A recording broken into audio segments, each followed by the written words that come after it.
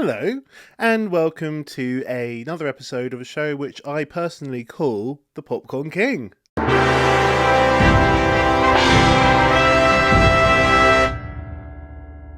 So, today we are going to be doing a review of a little film called Love Lies Bleeding. Now, I'm going to look at my phone just to check the name of the actors, actresses, director, that kind of stuff. If you don't want me to look at my phone, please tell me.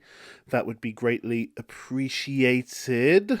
So, this is a film starring Kristen Stewart, Katie O'Brien, Anna Baryshnikov, Dave Franco, Ed Harris, a whole bunch of actors, really. Jenna Malone. So, what did I think of this film? Oh, sorry. It is also directed by Rose Glass. So, what is this film about? This film is about, I guess, a bodybuilder set in the 80s, this female bodybuilder, fanatic about the gym. She does competitions and stuff.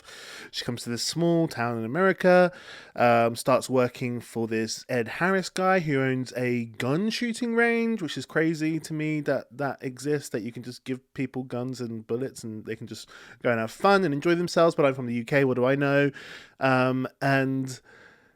And then, so Ed Harris owns this gun shooting range, but he's also bad news, if you know what I mean. So this bodybuilder lady starts working for him. She goes to the gym, meets Kristen Stewart. They start a lesbian love relationship.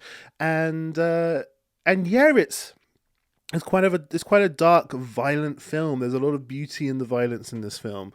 There's a real verisimilitude, like the sweat dripping off this film. You can kind of almost taste it.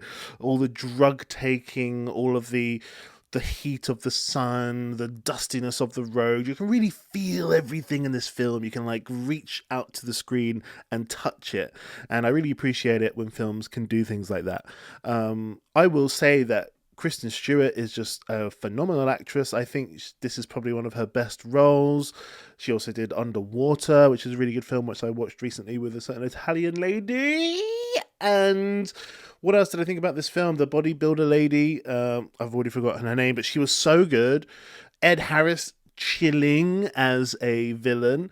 There's a weird sort of, I guess, allegorical, metaphorical kind of ending. And I'm not that kind of person, if I'm honest with you. When I see a film and it shows me something and I'm like, well, is that real? Or is this a metaphor? Is this just an allegory? I don't like it. I like, if you set up the sort of rules of your world, play by those rules, stick by those rules, if you know what I mean. And even if you're making a really clever sort of metaphorical sort of comment, I'm like, yeah, well, you've just sort of taken me out of the film. I don't really understand properly what the real life characters in this film are thinking about this. So yeah, I don't know if I'm a massive fan of that, but all in all, this is a really great film. Like I say, it's violent, that shows beauty in violence. I love films that are able to do that very Quentin Tarantino-esque sort of, like, it's brutal, the brutality, the blood, the deaths and the murders and the underground, the seedy underground. I love all that shit. I fucking love it. I don't know what that says about me, but I love it.